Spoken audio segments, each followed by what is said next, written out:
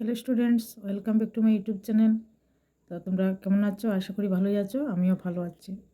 তো আজকের ক্লাসটা হবে দেখো বচন নিয়ে। তো তোমরা যারা আমার এই চ্যানেলে নতুন, অবশ্যই চ্যানেলটাকে সাবস্ক্রাইব করবে, আর যারা অলরেডি সাবস্ক্রাইব করেছো তাদেরকে অসংখ্য ধন্যবাদ।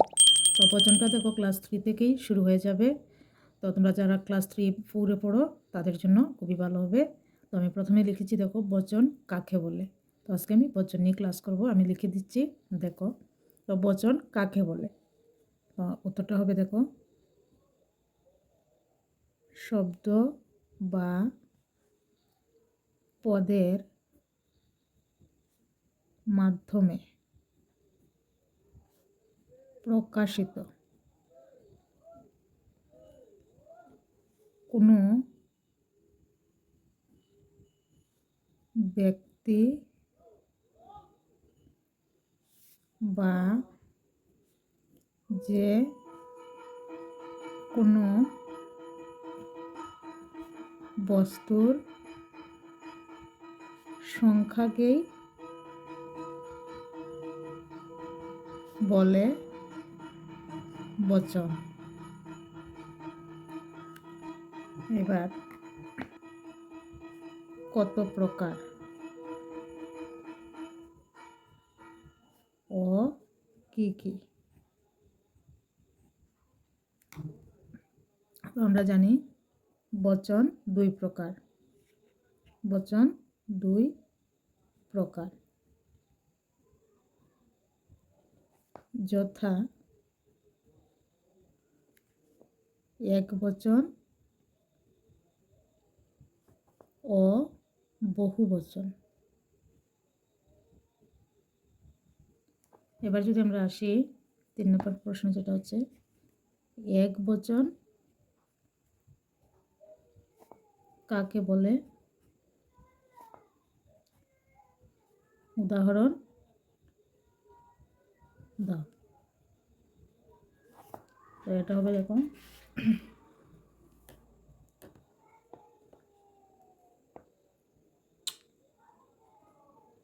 যে বচন দ্বারা কোনো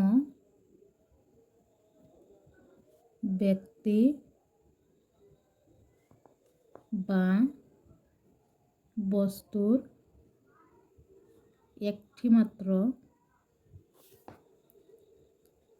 সংখ্যাকে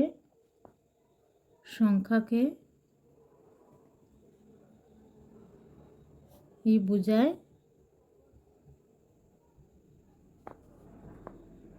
এক বচন।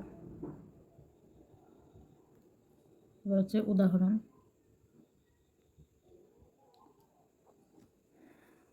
যেমন গাছ, বালক, ফুল ইত্যাদি।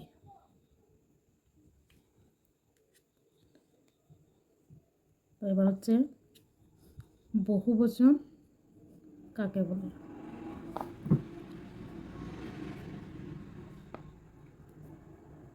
উদাহরণ দাও।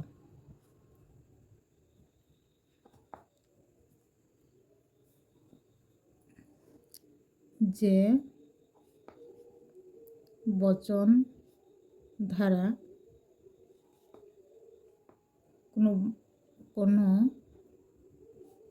ব্যক্তি বা বস্তুর একের অধিক যে কোনো সংখ্যাকে বোঝায় বহু বচন। যেমন গাছগুলো, ফুলগুলি ইত্যাদি। তো স্টুডেন্টসরা, আজকের ক্লাস আমার এতটুকুই। ভালো থাকবে। Thank you.